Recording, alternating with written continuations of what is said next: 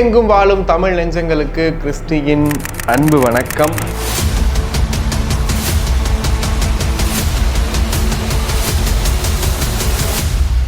இன்னைக்கு சட்டமன்றத்தில் ஒரு முக்கியமான பேசுபொருள் இருந்துச்சு. என்னன்னா விலைவாசி உயர்வு தமிழ்நாட்டில் ரொம்ப அதிகமாயிட்டு இருக்கு.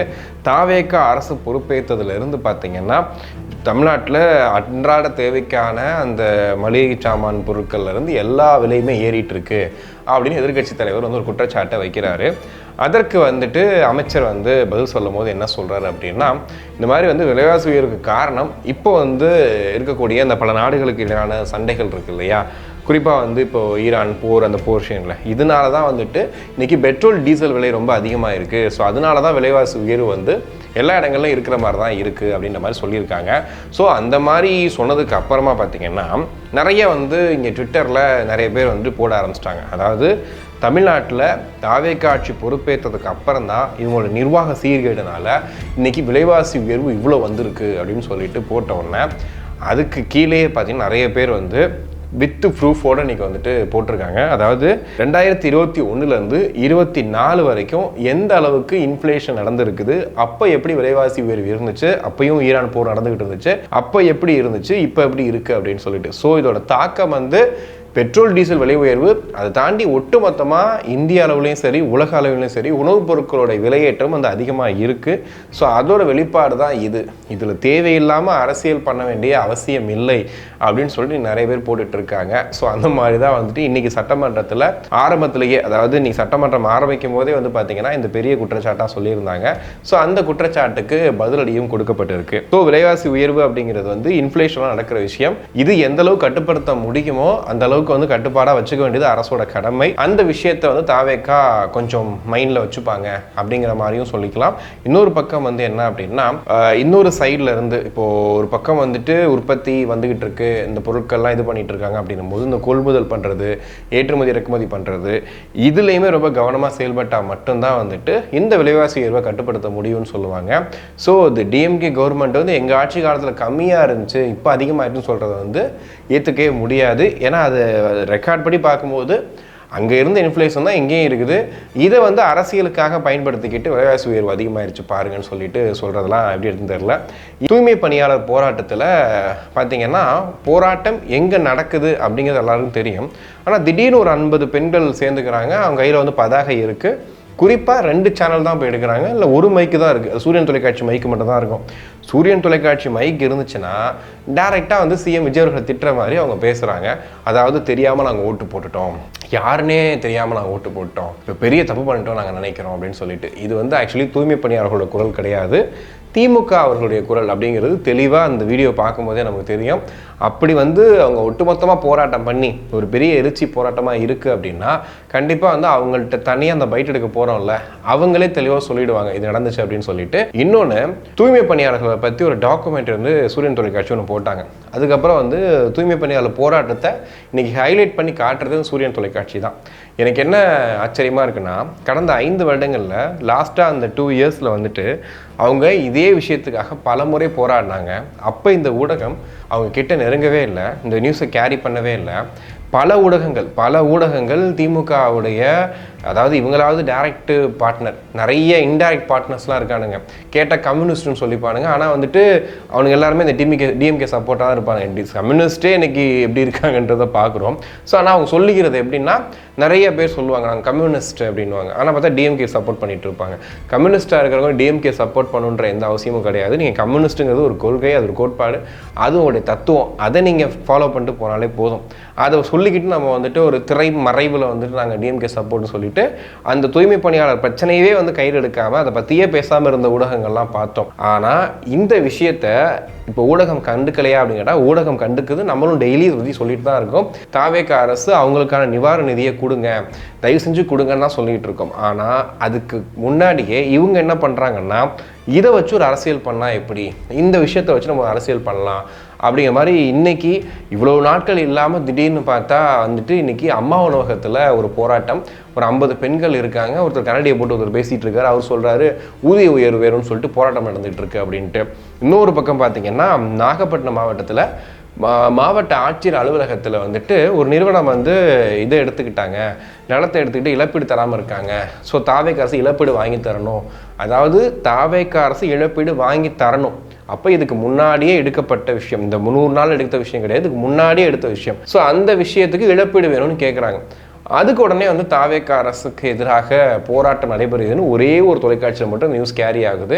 அப்போ காவல்துறை நடந்துக்கிட்ட விதம், அவங்க வந்து ஒரு கயிறை பிடிச்சிக்கிட்டு அந்த பெண்களை தள்ளி விடுறாங்க, உள்ள குழந்தைகள்லாம் இருக்காங்க, கீழே விழுந்து அடிபட்டிருக்கு அப்படின்னு. ஸோ இந்த செய்தியை வெளியிட்ட அந்த தொலைக்காட்சிக்கு நன்றி. பிகாஸ் என்னன்னா, அங்கே நடந்த அந்த சம்பவங்கள் இருக்கு இல்லையா, அதை யாரும் விரும்பவே இல்லை. காவல்துறை அப்படி நடந்திருக்கு அப்படின்னா கண்டிப்பாக அதை நம்ம வந்துட்டு அட்ரஸ் பண்ணி தான் ஆகணும். அது யாராக இருந்தாலும் சரி, பொதுமக்களுக்கு ஒரு பிரச்சனை அப்படின்னும் போது கண்டிப்பாக அதுக்கு நம்ம குரல் கொடுத்து தான் ஆகணும். ஆனால் அதே சமயத்தில் நடக்கக்கூடிய இந்த போராட்டங்கள், இந்த விஷயங்கள்லாம் திடீர்னு இன்னைக்கு வந்து வெடிக்குது அப்படின்னா அதுக்கு பின்னாடி யார் இருக்காங்கிறதையும் நம்ம பார்க்க தான் வேண்டி இருக்குது. அது ரொம்ப பச்சையாக தெரியுது. ஏன்னா ஒரு காலத்தில் டிவி இல்லை, ஒரு காலத்தில் வந்துட்டு ரேடியோவில் கேட்டுட்டு இருந்தோம், தலைவர்கள் பேசுகிறத நம்பிட்டு இருந்தோம், சட்டசபை லைவ்லாம் கிடையாது, நம்ம எந்த வருதோ அதான் பார்த்துட்டு இருந்தோம், இப்படி இருந்துச்சு. இன்றைக்கி எல்லாத்தையுமே நேரடியாக பார்த்துடுறோமா, ஸோ எல்லாம் தெரிஞ்சு போயிடுது. அவங்க போடுற டைட்டிலே தெரிஞ்சு போயிடுது, இவங்க எதுக்காக இன்னும் நோக்கத்தோடு அதை போடுறாங்கன்னு சொல்லிட்டு இதை ரசிக்கிறதுக்கு ஒரு கூட்டம் இருக்காங்க. பியூராக வந்து இந்த அரசை வந்து கொஞ்சம் கூட ஏற்றுக்காமல் முதல்வர் விஜய் அவர்களை கொச்சையாக அசிங்கமாக திட்டு கமெண்ட் பண்ணுறவங்க நிறைய பேர் இங்கே இருக்காங்க. அந்த விஷயத்தை வச்சுருக்கிறவங்களுக்கு இந்த விஷயம்லாம் பார்க்கும்போது இந்த சொல்லுவாங்கல்ல, குழுவில் நடந்த கம்பளி கிடைச்ச மாதிரி கொஞ்சம் அவங்களுடைய அந்த வன்மத்தை வந்து தீர்த்துக்கிறதுக்காக இந்த வீடியோலாம் பார்க்குற மாதிரி பார்க்குறாங்க. ஸோ அதைத்தான் வந்து அந்த நிறுவனம் வந்து பண்ணிக்கிட்டு இருக்காங்க. பிகாஸ் அவங்களுக்கு வேலை என்ன இருக்குது, வேறு அதுதானே பண்ணணும். பட் ஆனால் அந்த ஊடகமாக பார்க்கும்போது அவங்கள பேசாமல் பிராண்ட் பண்ணி தான் வைக்கணும் இல்லையா. நம்ம வந்துட்டு அவங்களுக்கு வந்து ஒரு பொது ஊடகம், அவங்க வந்து பொதுவான ஆளுங்கள்லாம் சொல்லவே முடியாது அப்படின்னு எடுத்துக்கலாம். அதே மாதிரி நேற்று அமைச்சர் ராஜ்மோகன் அவர்கள் பேசும்போது இந்த பிச்சை போடுறதெல்லாம் வந்துட்டு அப்படின்னு சொல்லிட்டு நீங்கள் திமுக எப்போவுமே சொல்கிறீங்க, நீங்கள் போடுறது பிச்சைலாம் சொல்லக்கூடாது அப்படின்ற மாதிரி சொல்லியிருப்பாங்க. அப்போ RS பாரதி அவர்கள் இதை பேசியிருந்தாருன்னு சொல்லியிருப்பாரு. வேணா நான் ஆதாரம் தரேன் அப்படின்ற மாதிரிலாம் சொல்லியிருப்பாரு. இன்றைக்கி பார்த்தீங்கன்னா அவர் ராஜ்மோகன் அவர்கள் பேசினதுக்கு ஒரு ஆதாரமாக நிறைய பேர் இன்றைக்கி வந்து ட்விட்டரில் எடுத்து போட்டுட்ருக்காங்க. அதில் RS பாரதி அவர்கள் என்ன குறிப்பிட்டு சொல்கிறார் அப்படின்னா, ஓப்பனாக சொல்ல போனால் இன்றைக்கி நான் BA படிச்சிருக்கேன், நம்ம எல்லாம் வந்து டிகிரி படிச்சிருக்கோம் அப்படின்னா இதுக்கெல்லாம் காரணம் யாருன்னா திராவிடம் மட்டும்தான், திராவிடம் போட்ட பிச்சை தான் அப்படின்னு சொல்லிட்டு அந்த வார்த்தையை சொல்லியிருப்பார். இன்றைக்கி நாய் கூட வந்து BA படிச்சுக்கோம் அப்படின்ற மாதிரிலாம் சொல்லியிருப்பார். ஆக்சுவலி இதைத்தான் வந்து அங்கே மென்ஷனும் பண்ணியிருந்தாங்க. எங்களுடைய உரிமை அது, நாங்கள் படிக்கிறது, அந்த படிக்கிறதுக்கான வழிகளை செஞ்சு கொடுக்க வேண்டியது உங்கள் வேலை. அந்த வேலையை செய்கிறதுக்காக தான் நம்ம சம்பளம் கொடுக்குறோம். நம்ம சம்பளம்னா நம்மளுடைய வரி பணத்தை எடுத்து தான் அவங்க வந்து சம்பளமாக வாங்குறாங்க, நமக்காக தான் வேலை செய்கிறாங்க. அப்படி வேலை செஞ்சு அவங்க கொடுக்குறத அந்த விஷயத்தை நம்ம எப்படி பிச்சைன்னு எடுத்துக்க முடியும் அப்படிங்கிற இடத்துல தான் வந்துட்டு இது நின்றுச்சு. இது ஏன் வந்து இன்றைக்கி இதை மென்ஷன் பண்ணி இன்றைக்கி ஆரம்பிக்கிறோம் அப்படின்னா, இன்றைக்கி ஒரு பிச்சைன்னு சொல்கிறாரு இல்லையா, இது வந்து ஒட்டுமொத்தமாக திமுகவோட மைண்ட் செட்டில் இருக்கிற ஒரு விஷயமாக தான் இருக்குது.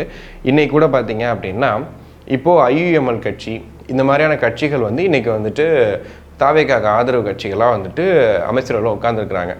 அப்போது வந்து திமுகவில் தமிழ் அன்சாரி வந்து அவர் திமுக தரப்பில் எதிர்கட்சி வந்து பேசும்போது என்ன சொல்கிறாரு அப்படின்னா, இந்த மாதிரி வந்துட்டு நன்றி கட்டத்தனமாக பேச வேண்டாம் அப்படின்ற மாதிரி, அதாவது நீங்கள் இங்கே இருந்தால் ஜெயிச்சிங்க, நீங்கள் நன்றி கட்டத்தனமாக நடந்துக்காதீங்கன்ற ஒரு வார்த்தையை விட்டார். அப்போது வந்து IUML கட்சியில் அமைச்சர் ஷாஜகான் வந்து பேசும்போது சொல்கிறாரு, நன்றி கட்டத்தனமாலாம் இங்கே யாருமே எதுவுமே கிடையாது, அதாவது எங்களால் நீங்கள் ஜெயிச்சிங்க, உங்களால் நாங்கள் ஜெயித்தோம், அவ்வளோதான். இதை தாண்டி வந்து நன்றி கட்டா அப்படிங்கிற விஷயத்தெல்லாம் நீங்கள் வரவே கூடாது. இதை தாண்டி இப்போ பொறுப்பேற்கக்கூடிய தாவேக்கா அரசு சிறுபான்மையினருக்காக எவ்வளோ விஷயங்களை சொல்லியிருக்காங்க அப்படிங்கிறத நீங்கள் பாருங்கள். ஆக்சுவலி நேற்று தான் பார்த்தீங்கன்னா அவங்களுடைய அந்த அறிவிப்புகள்லாம் வெளியிட்டிருந்தாங்க. அதில் பாருங்கள் எவ்வளோ வந்து அறிவிச்சிருக்காங்க அப்படின்னு சொல்லிட்டு. இந்த அறிவிப்புகள்லாம் திமுக ஆட்சி காலத்தில் சாத்தியமானு கேட்டால் சாத்தியம் கிடையாது. அது வந்து இன்றைக்கி மாறி இருக்குது அப்படிங்கிற மென்ஷனோட சொல்கிறாரு. அது மட்டும் இல்லாமல் IUML நீண்ட காலமாக வந்துட்டு நிறைய முதல்வர்களை உருவாக்க உறுதுணையாக இருந்திருக்கிறாங்க. ஆனால் இது வரைக்கும் ஒரு சிட்டிங் சீஃப் மினிஸ்டர் கூட வந்து எங்களுடைய அலுவலகம் வந்தது கிடையாது, எங்களை பார்க்க நேரில் வந்தது கிடையாது. ஆனால் முதல் முறையாக வந்த ஒருத்தர் யாருன்னு கேட்டிங்கன்னா முதல்வர் விஜய் அவர்கள் மட்டும்தான் எங்களுக்காக நேரில் வந்து எங்களை பார்த்துட்டு போனவர் அப்படின்ற அந்த வார்த்தையும் வந்து மென்ஷன் பண்ணியிருந்தார். ஏன்னா இது எப்படி இருக்குன்னா, எங்கள் கூட்டணியில் தான் நீங்கள் ஜெயிச்சிங்க, எங்களால் தான் நீங்கள் ஆட்சிக்கு வந்தீங்க, எங்களால் தான் நீங்கள் எங்களோட தயவில் தான் ஆட்சி பண்ணுறீங்கன்றத தொடர்ந்து வந்து மென்ஷன் பண்ணிகிட்டே இருக்காங்க. அந்த மென்ஷன் வந்து எப்படி இருக்குன்னா ஒரு ஆணவமாக நாங்கள் வந்து இப்படி தான் இருப்போம், நாங்கள் இப்படி தான் பண்ணுவோன்ற மாதிரி அந்த மென்ஷன் இருந்துக்கிட்டே இருக்குது. ஸோ அந்த விஷயத்தை வந்து இன்றைக்கி ஐயுஎம்எல்ல ஷாஜகான் அவர்கள் போட்டு உடச்சிருக்கிறாரு. ஏன்னா இவ்வளவு காலங்கள் எங்களை பார்க்க கூட யாரும் வந்தது கிடையாது, இன்னைக்கு எல்லாரும் வந்து பேசுகிறாங்க அப்படிங்கிற மாதிரியும் சொல்லியிருப்பாரு. அடுத்ததான் அமைச்சர் வன்னியரசு அவர்கள் இன்னைக்கு ரொம்ப நேரம் பேசியிருந்தாரு. ரொம்ப நேரத்தில் பார்த்தீங்கன்னா கிட்டத்தட்ட இருக்கிற எல்லாருக்குமே நன்றி சொல்லிட்டார். திமுக, காங்கிரஸ், ஐயுஎம்எல், கம்யூனிஸ்ட்டு, என்னை ஜெயிக்க வச்ச எல்லாருக்கும் நன்றி, எங்கள் அண்ணன் திருமாவளவுக்கு நன்றி, மக்களுக்கு நன்றி, எல்லாருக்கும் நன்றி சொல்லிட்டாரு. அப்போது ஒரு பாயிண்ட்டை மட்டும் போட்டிருந்தார்.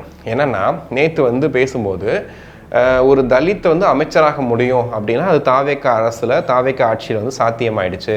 அதே மாதிரி உங்கள் சைட்லேருந்து பார்க்கும்போது இந்த மாதிரி வந்துட்டு பண்ண முடியுமான்னு கேட்டால் அது பண்ண முடியாதுன்னு சொல்லிட்டு நேற்று ஒரு பெரிய விவாதம் போயிட்டு இருந்துச்சு.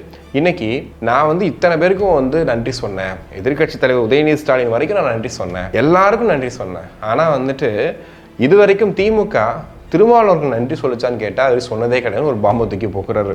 இது என்னென்னா இது ரொம்ப காலமாகவே எப்படின்னா இவங்கெல்லாம் ஜெயிக்கிறதுக்கு உதவியாக இருக்காங்க. திருமாவர்கள் உட்பட கம்யூனிஸ்ட் கட்சிகள், ஐயுஎம்எல், கூட்டணி கட்சிகள் எல்லாமே உதவியாக இருக்காங்க. அவங்களுக்கு இந்த ஆட்சிகளும் பங்கு, அதிகாரத்திலும் பங்கு கிடையாதுலாம் பெரிய விஷயம், அதெல்லாம் கிடைக்கவே கிடைக்காது. இப்போது கிடச்சிருக்கு, ஓகே. ஆனால் இதையெல்லாம் தாண்டி ஒரு நன்றி கூட சொல்ல மாட்டிங்களா அப்படிங்கிறத, ஏன்னா லைவ் போயிட்டுருக்குன்னு அவருக்கும் தெரியுது. ஸோ எல்லாரும் பார்ப்பாங்க லைவ் போயிட்டுருக்குன்னு தெரியுது. ஸோ லைவ் போயிட்டுருக்குன்ற ஒரே காரணத்துக்காக டக்குனு உதயநிதி அவர்கள் எழுந்து, இல்லை என்னுடைய அரசியல் ஆசானே யாருன்னு கேட்டிங்கன்னா வந்துட்டு திருமாவர்கள் தான், அவர் தான் வந்து எனக்கு அண்ணன் மாதிரி, அவருக்கு மிக்க நன்றி, நாங்கள் எப்போவுமே நன்றி கடனோடு இருப்போம் அப்படின்ற மாதிரிலாம் சொல்லியிருக்காரு. ஆனால் அவர் நன்றி கடனோடு இருக்கேன்னு சொல்கிறாரு. ஆனால் அவர் சார்ந்த சேனல்கள், அவனுடைய ஐடி விங்கு, அவங்க கூட இருக்கிறவங்க எல்லாருமே இன்றைக்கி விசிகாவை எந்த அளவுக்கு விமர்சனம் பண்ணுறாங்க, வன்னியரசு அவர்களை எந்த அளவுக்கு போட்டு அடிக்கிறாங்க அப்படிங்கிறத நம்ம பார்த்துட்டு தான் இருக்கோம். ஸோ மேடையிலையோ சட்டமன்றத்துலேயோ லைவ்லலாம் பார்க்குறாங்கன்றதுக்காக நன்றி சொல்கிறத தாண்டி அவங்கள இப்படிலாம் பண்ணாதீங்க, இப்படிலாம் பண்ணக்கூடாது, அவங்க இவ்வளோ காலம் அவங்க கூட பயணிச்சிருக்காங்க அப்படின்ற இடத்துக்கு சொன்னாவே போதும், அதுவே வந்து சரியாக இருக்கும். அதை தாண்டி வந்து இந்த இடத்துல நன்றி சொல்கிறேன் அப்படிங்கிறதுலாம் வந்து பெரிய ஆச்சரியம். பட் இருந்தாலும் அமைச்சர் வன்னியரசு அவர்கள் இதை ரொம்ப சரியாக புரிஞ்சுக்கிட்டு இந்த இடத்துல கேட்டால் தான் சரின்னு சொல்லிட்டு அதை ஒரு போட்டார். கண்டிப்பாக வந்து இந்த இடத்துல வந்துட்டு திமுக இறங்கி தான் வரணும், வந்து ஆகணுன்ற மாதிரி இருக்கும்போது ரொம்ப நாள் ஆசை அவருக்கு செய்யணும்னு சொல்லி செஞ்சுட்டார். இதுக்கப்புறம் தான் வந்து இந்த முக்கியமான சண்டை கலவரங்கள் வந்துச்சு. இன்றைக்கி மெயின் பிளேயர் வந்து இன்றைக்கி டெல்லி போயிட்டார். எல்லாம் பிரேமலதா அவர்கள் சொன்ன மாதிரி இவர் எந்திரிச்சாலே பிரச்சனை தான், இவர் எந்திரிச்சாலே சண்டை போடுவார்ன்ற மாதிரி அந்த மாதிரிலாம் இல்லை. ஆக்சுவலி வந்து பதிலடி கொடுக்கும்போது அதிகமாக ஆதவர்ஜுன் அவர்கள் தான் எதிர்பார்க்குற மாதிரி இருக்குது. பட் இன்றைக்கி ஆதவர்ஜுன் அவர்கள் டெல்லி போயிருக்காரு. ஸோ இன்றைக்கி வந்து மற்ற ப்ரோ பிளேயர்ஸ் வந்து இன்றைக்கி வந்து விளையாடிட்டு இருந்தாங்க. அதில் குறிப்பாக பார்த்தீங்க அப்படின்னா இன்றைக்கி வந்துட்டு அவை முன்னவரான இன்றைக்கி செங்கோட்டையன் அவர்கள் ஒரு மெயின் பிளேயராக வந்து இருந்தார். இதில் வந்துட்டு விளாத்திக்குளம் எம்எல்ஏ மார்க்கண்டியன் அவர் என்ன பண்ணுறாரு அப்படின்னா, அவர் வந்து இந்த மானிய கோரிக்கைக்கான விவாதங்களை பேச ஆரம்பிக்கும் போது இன்றைக்கி வந்து கார்கள்லாம் வாங்கி கொடுக்குறேன் எம்எல்ஏக்களுக்கு அப்படின்னு திரும்ப அந்த விவாதத்தை கொண்டு வந்தார்.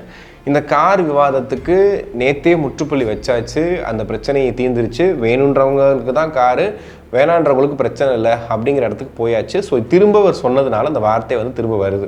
அப்போ வந்து விவசாய கடன் வந்து ரத்து பண்ணலை, இன்னும் இவ்வளோ விஷயங்கள் பண்ணலை, மக்களுக்கு செய்ய வேண்டிய அவ்வளோ விஷயங்கள் இருக்குது, எதுக்காக வந்து எம்எல்ஏக்களுக்கு கார் கொடுக்குறீங்க அப்படின்னும் போது விவாதம் திரும்ப வரும்போது இங்கே தாவேகாலேருந்து அமைச்சர்களும் பதிலடி கொடுக்குறாங்க. என்னென்னா இப்போ வந்து அரசாங்க காரில் போகிறாங்க அப்படின்னா அந்த பொறுப்பும் அவங்களுக்கு இருக்கும். இப்போ தனியாரில் போகிறது, அரசாங்கத்தில் போகும்போது அந்த பொறுப்போடு அவங்க போவாங்க. இன்னொன்று, கரெக்டாக ஆக்சசிபிளாக இல்லாத கிராமங்களுக்கு எம்எல்ஏக்கள் போகணும். அப்படி எம்எல்ஏக்கள் போகாமல் இருக்கிறதுனால தான் இன்றைக்கி பல திட்டங்கள் வந்து சரியாக செயல்படாமல் இருக்குது. நிறைய இடங்களில் பிரச்சனை இருக்குங்கிறதே எம்எல்ஏக்களுக்கு தெரிய மாட்டேங்குது. இதுக்கு முன்னாடி எம்எல்ஏக்கள்லாம் எங்கள் ஊருக்கு வந்ததில்லைன்னு தான் எல்லாருமே சொல்லிகிட்டு இருக்காங்கன்னு சொல்லி எல்லாருமே அமைச்சர் நிர்மல்குமார் கூட எல்லாருமே சொல்கிறாங்க.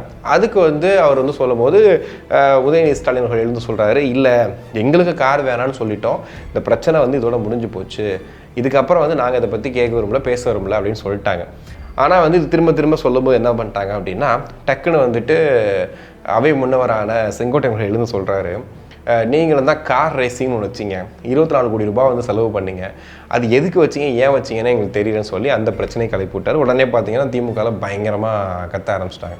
அதுக்கப்புறம் வந்துட்டு அந்த டைமில் விளையாட்டுத்துறை அமைச்சராக இருந்தது வந்துட்டு உதயநிதி அவர்கள் தானே. ஸோ அவர் வந்து எழுந்து சொல்கிறாரு, அது வந்து ஒரு உலக, அதாவது இன்டர்நேஷ்னல் கேம் அது. ஸோ அது வந்து அது நடத்துனதுக்கு பெரிய பாராட்டெல்லாம் பண்ணாங்க.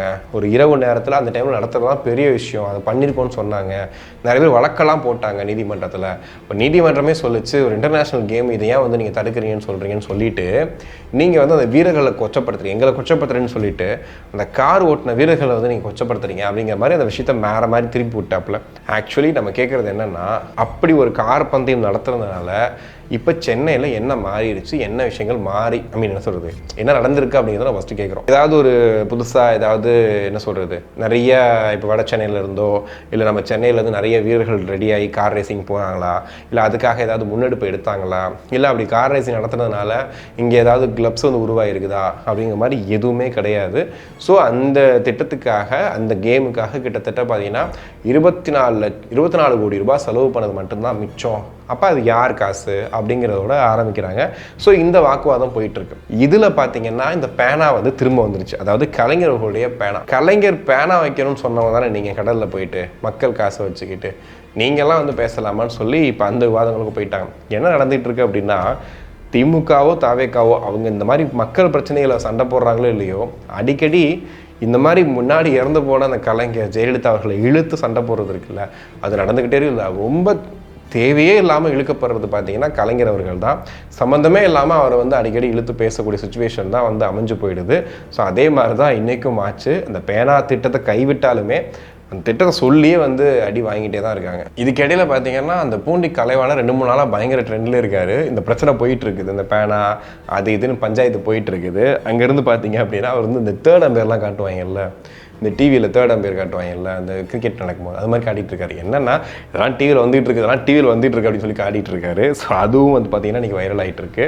அதுக்கப்புறம் ஒரு முக்கியமான செய்தியை சொல்கிறேன். இன்றைக்கி சென்னை மாநகராட்சி மாமன்ற உறுப்பினர்களுக்கான வார்டு மேம்பாட்டு நிதியை ஒதுக்காத தமிழ்நாடு அரசை கண்டித்து கருப்பு உடை அணிந்து வந்துள்ளதாக கவுன்சிலர்கள் பேட்டி அப்படின்னு சொல்லிட்டு டிஎம்கே கவுன்சிலர்கள் நிறைய பேர் வந்து கருப்பு உடை அணிஞ்சு நீ சென்னை மாநகராட்சி கூட்டத்தில் கலந்துக்கிட்டாங்க அப்படிங்கிற செய்தியை பார்க்குறோம். இந்த செய்தியில் பார்த்தீங்கன்னா நம்மளுடைய மேயர் பிரியா உட்பட எல்லாருமே வந்துட்டு கருப்பு உடைகளில் வந்திருந்தாங்க. ஸோ இதனால் எங்களுக்கு வந்து கொடுக்கல அப்படிங்கிறதுக்காக சொல்லியிருந்தாங்க.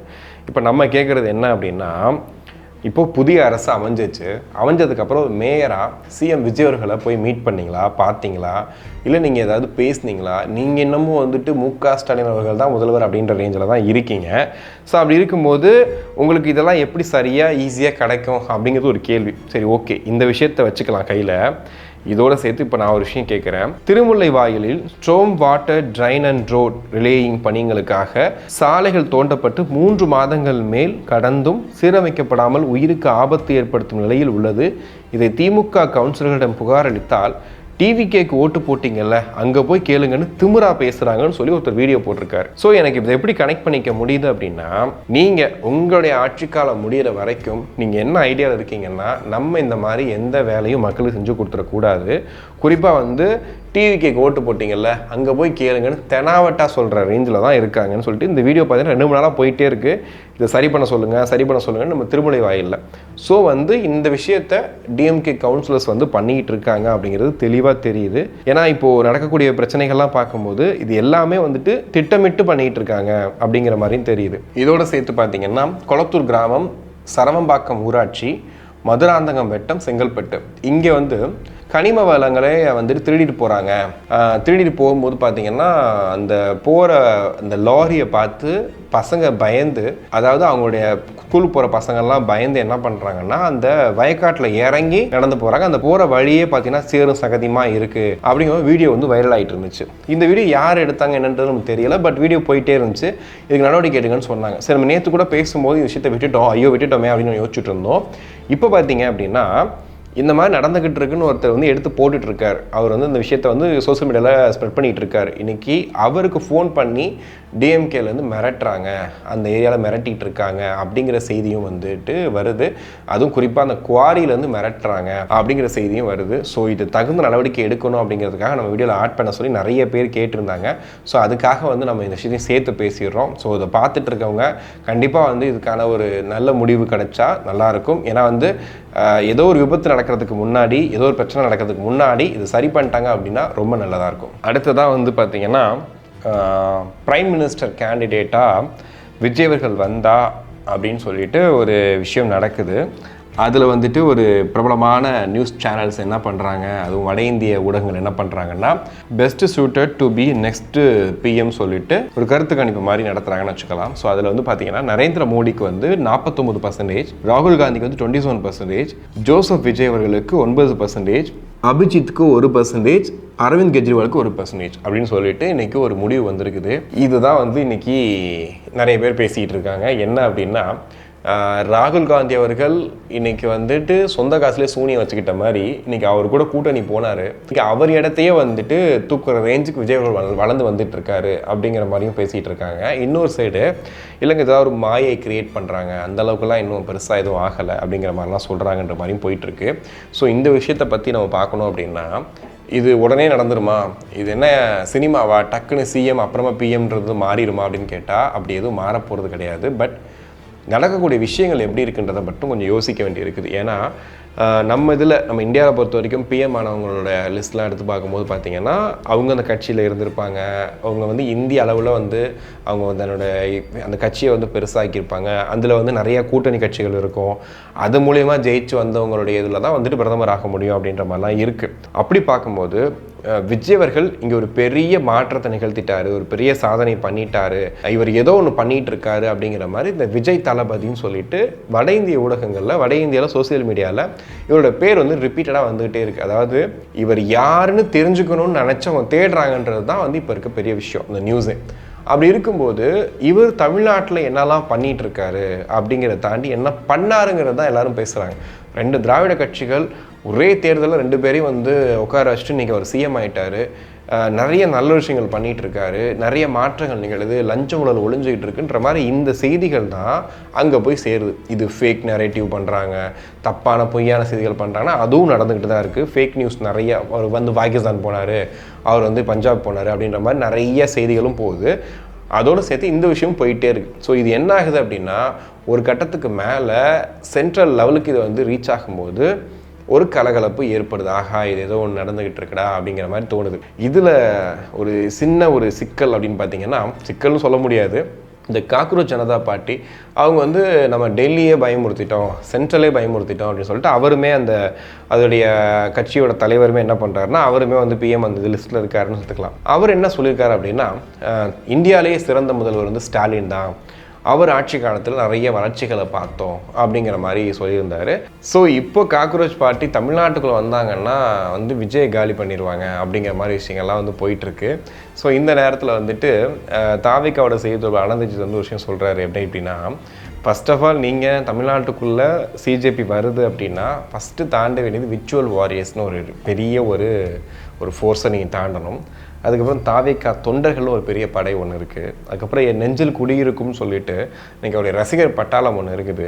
இதையெல்லாம் தாண்டினதுக்கப்புறம் தான் நீங்கள் அமைச்சர் எம்எல்ஏங்குள்ளே வரணும். அதுக்கப்புறம் தான் நீங்கள் வந்துட்டு ஜோசப் விஜய் அவர்கள் மேலே கை வைக்க முடியும் அப்படிங்கிற மாதிரி நீங்கள் வந்து சொல்லியிருப்பார்.